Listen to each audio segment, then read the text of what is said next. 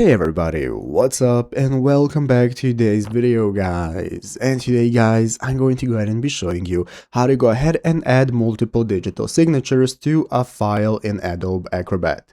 This is a very simple thing to do, so make sure to watch this quick and easy video till the very end, follow my steps correctly so you can make sure that this works the same for you and you can do this yourself. But yeah guys, let's get straight into it.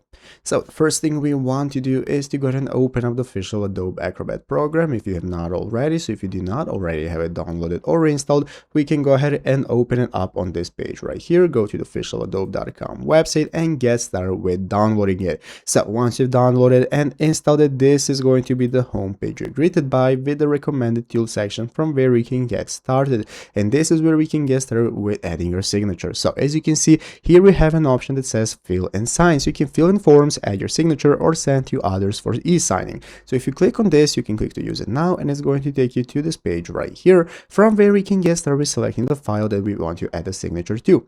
So once you've added your file, it's going to appear right here, and at the left side of the screen you're going to have the option to add a signature, and this is what you can use. So you can add either your initials or the signature that you prefer, and you're going to go and be able to create as many signatures that you want. So you can go ahead and save them. So once you've gotten your signatures ready, you're just going to go ahead and be able to place them into your PDF file with just one click once you've saved them right here in the signature section. So if you need any more help, you can just go to the recommended tools section right here and get help. As you can see, there is multiple options to get started with seeing all the tools and how to use them. So I hope this video was helpful. If it was, make sure to leave a like and subscribe to the channel. Thanks for watching, take care, and bye.